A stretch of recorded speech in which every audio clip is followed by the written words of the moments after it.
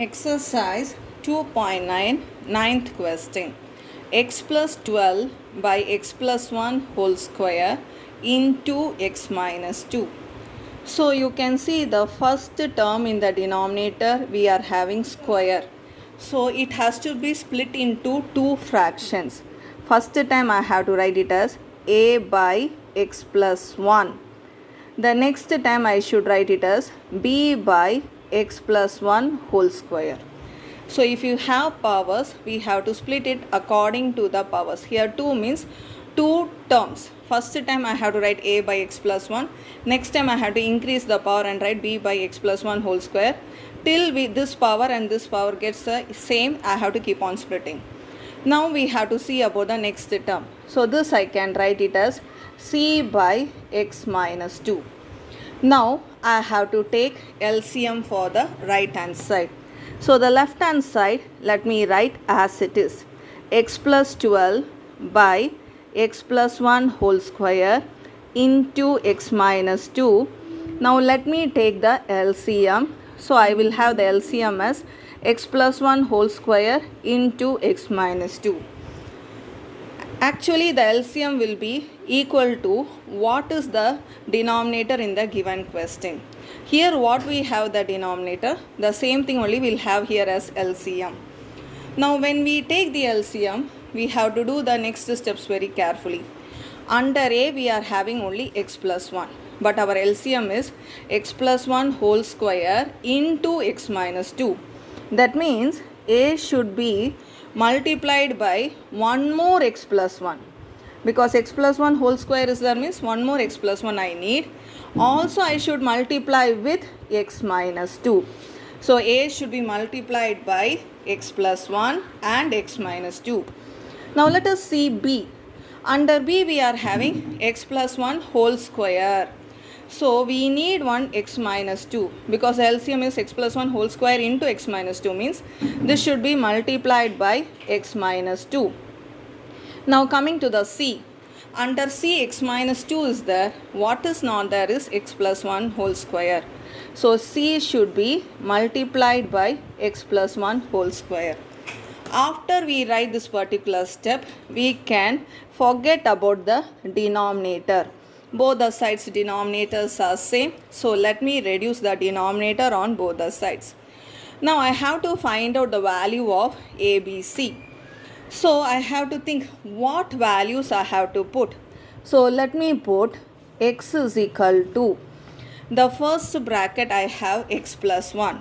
That clearly tells, let me put x is equal to minus 1.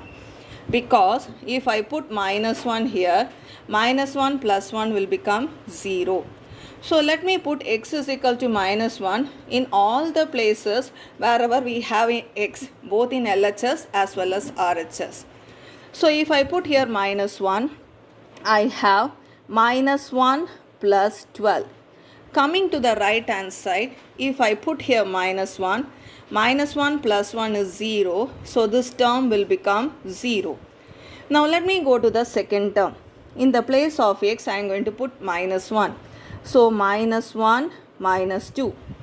Now see, here if I put minus 1 plus 1, again this term will become 0. Now we have to simplify this. 12 minus 1, I have 11. Minus 1 minus 2 if I add, minus 3b. So the answer for B is minus 11 by 3. So let me highlight this particular answer. So the B value is minus 11 by 3. Now let us see the second bracket in the denominator. We are having x minus 2. So let me put x is equal to 2. Because when I put x is equal to 2, 2 minus 2 will become 0. So let me put x is equal to 2 in all the places of x. So what we will have is 2 plus 12 equal to, if I put here 2, 2 minus 2 is 0.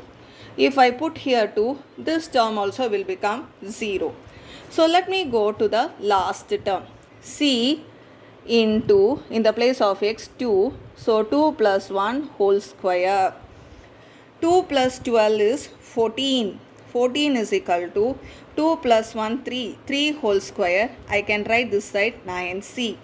So I get the value of c is 14 by 9. So I got the value of b, I got the value of c, still I didn't get the value of a, but there is no more brackets in the denominator, but still I have to get the value of a.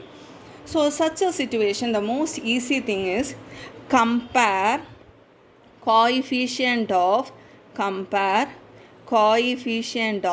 x square. So let me compare the coefficient of x square both in left hand side as well as in right hand side. In left hand side we do not have any x square term. So let me write 0. In right hand side, if I multiply this x into x, I will get x square. And the coefficient of x square will be a. So let me write here a. Now in the second term, there is no x square term. So this term I can leave. Now if I expand this, surely I will get x square. And the coefficient of x square will be c. So I have an equation a plus c is equal to 0. In this I know the value of c. The value of c is 14 by 9. This 14 by 9, if I take to the other side, I have a is equal to minus 14 by 9. So I got the value of a, b, c. A is minus 14 by 9, b is minus 11 by 3, c is 14 by 9. Let me substitute all this in this particular step. So I have to write the question. The question is x plus 12 by x plus 1 whole square into x minus 2 equal to, our a is minus 14 by 9. So minus 14 by 9, the denominator is x plus 1. Next is b term. B is minus 11 by 3 and the denominator is x plus 1 the whole square. C term. The c term is 14 by 9. So you can write 14 by 9 and the denominator is x minus 2. So we have resolved into partial fractions.